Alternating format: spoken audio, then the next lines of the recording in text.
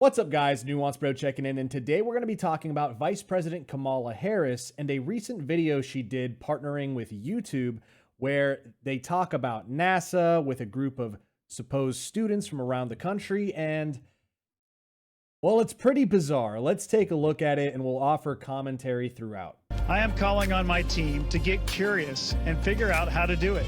Do you want to join the team? Don't worry, you'll have help from me and a couple other important people along the way.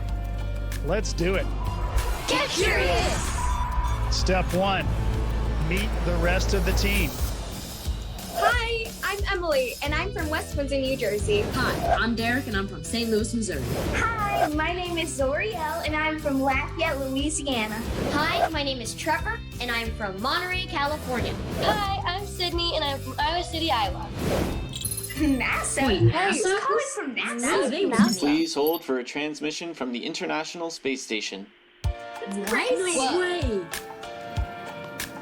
Oh my gosh, that's so cool! Oh my gosh, that's so cool. This is totally a normal childhood reaction, and I am not being coached to say this in any way. Team, the journey starts in DC. No way. Oh my God. Now, this might seem like nothing, but I want you to take a look at the group of kids that they chose to be in this. Okay, so what do we see? We see 5 kids. I see 3 girls, 2 guys. So already we have women outnumbering men. And it looks like we have 1 black male, 1 black female, 1 Asian male, 1 Asian female, and then 1 white female. What are we missing here? I guess you have the boomer white male astronaut on the right here, but it just seems interesting that they wouldn't include a white male child, given that the vast majority of the country is white, well over 60%, whereas Asians represent only about 6% of the population. Now, like I said, am I reading into this too much? Maybe, but I'm willing to bet that this is not a randomly selected group of students from across the country. Your next challenge is to find and meet the head of the Space Council. I'll give you a hint. She actually lives at the Naval Observatory. I wonder who the head of the Space Council is. Are you kidding? The head of the Space Council is the Vice President!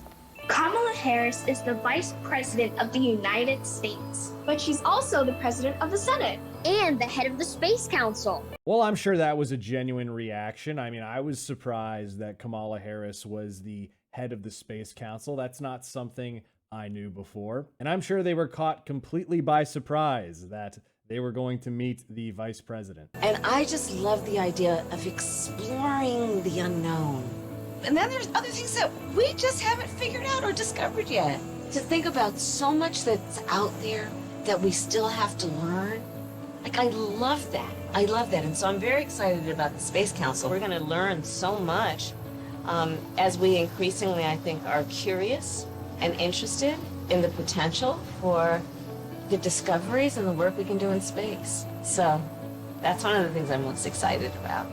But the other, you guys are going to see.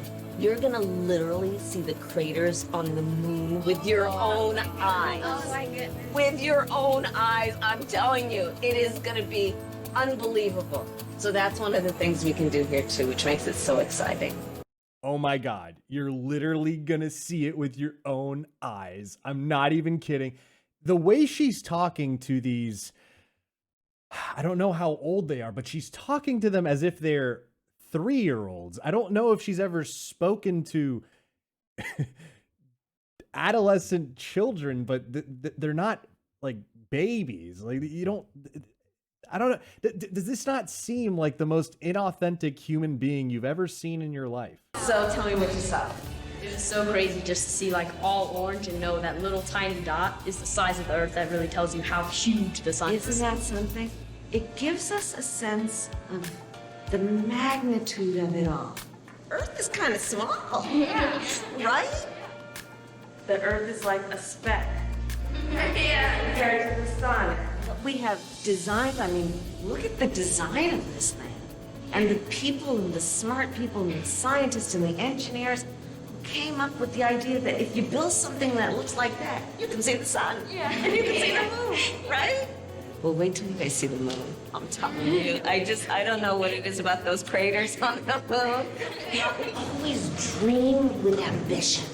Have big dreams. It gives us a sense of the magnitude of it all. What's with this hand motion that's, I'm sure, totally natural to Kamala Harris? This, SpongeBob imagination. Imagination.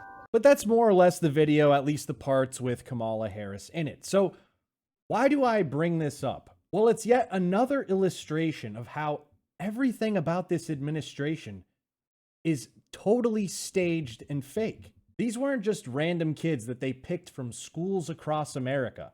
These kids were actors. As you can see here in this article from The Hill, YouTube confirms it picked kids featured in Harris' video. YouTube confirmed that it had selected the children in the video and reached out to various sources, including casting websites, to find them. Here you have a quote from Senator Ted Cruz saying, "Wow, even for politics, this is cynical. Quite literally, fake news." And for those of you who want to watch the video, it's called Vice President Kamala Harris and an Astronaut, What a Day.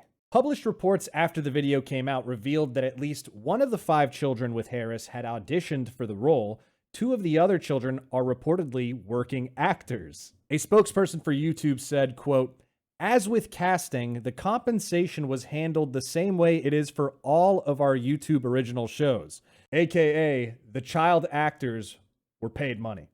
One of the children, Trevor Bernardino from Monterey, California, told local news outlet KSBW-TV that he auditioned for his role in the video, which involved sending in a video of him talking about his passions and questions he would ask a world leader.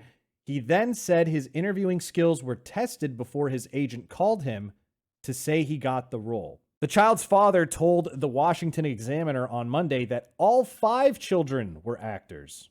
Now, the funniest thing is that one of these child actors must be the luckiest and best performing child actor of them all, because not only did she get to meet the Vice President of the United States, Kamala Harris, but she also, in the past, got to interview the First Lady, Michelle Obama. My name is Zoriel Tapo from Lafayette, Louisiana, and I'm a 12-year-old kid reporter with Scholastic Kids Press.